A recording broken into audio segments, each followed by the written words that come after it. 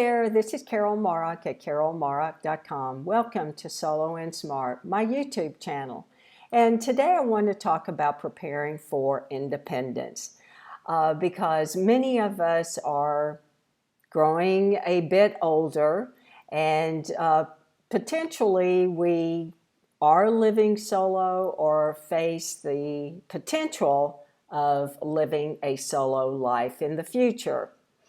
And I just want to talk about a few things that will keep us aging well and living independently. The first thing to do is to keep moving, that is exercise. So scientists have said that most of our well-known 20th century diseases are man-made. So things like, or diseases like heart disease, diabetes, even some cancers, and most of the chronic respiratory diseases that are found today can be prevented through diet and exercise. And exercise does not have to be strenuous at all. Even or just 30 minutes of walking 5 or 6 times a week is sufficient for a healthy life. And even healthcare or health experts, I should say, at the Mayo Clinic Healthy Living Program says that regular exercise is one of the top things that we all can do to lower our risk of developing chronic problems in the first place. But it's also important to know that exercise can play a role in managing those problems and symptoms that we might already be experiencing. And Bradley Prigg, who is a wellness expert or wellness exercise expert at the Mayo Clinic Healthy Living Program, says that if you look at a range of things like high blood pressure, high cholesterol, persisting pain, and inflammation, all of these things are risk factors and symptoms of various chronic conditions. So there is a huge value that comes from increasing fitness and your level of physical activity in your life. I know that I enjoy moving around. I enjoy walking. So just consider that and then just take responsibility for doing that at least 5 times a week. Another thing to do is to eat healthy and avoid stress. So avoid junk food because scientists and research health experts say that junk food is death food. And we understand that the dangers of smoking and excessive alcohol can contribute to early death as well. But to avoid stress, I would argue that some of the stress we suffer comes from our own mindset because we imagine the worst thing that could happen rather than how we will manage the issue that is causing us to worry. So sometimes all we need to do is to learn how to ease or manage stress. For example, you can do that through meditation, yoga, therapy. You can even do it through journaling. Exercise is a great way to manage stress.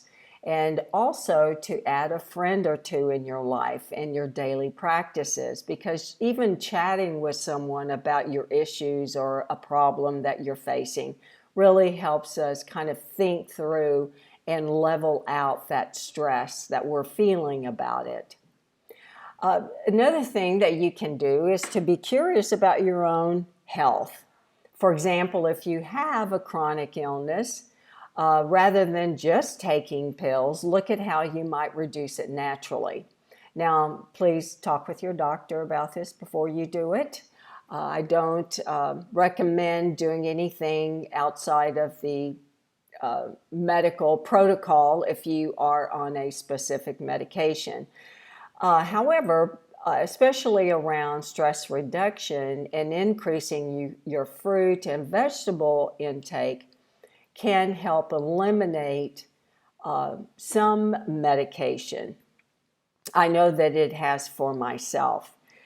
because I was facing high cholesterol medication, and instead I chose to try out, with the help and suggestion of my doctor, to develop and eat a plant-based diet.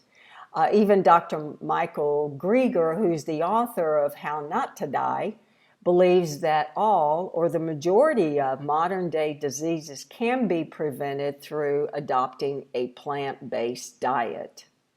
So all these things will not prevent me from dying. However, I think I can escape the inevitable and to remain as independent as I can be as I grow older.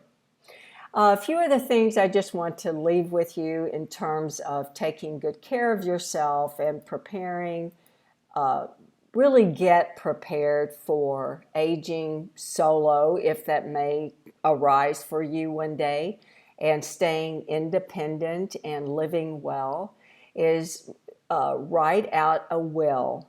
You may choose a good friend, a lawyer, or a financial institution to be your executor, or possibly your healthcare proxy and financial proxy. But just do your research and understand the pros and cons of each. I have discovered for me what will work best is have a team that will stand for me, such as a good friend, a sibling, a elder law attorney, as well as a certified fiduciary. But that's my team, my decision, my research. And so do your own and come up with your own individual or team of people who will stand for you if you are unable. Be sure and have write out a living will, because as you know, advanced healthcare directives will outline what you want to happen to you if you do become ill and unable to communicate your health wishes.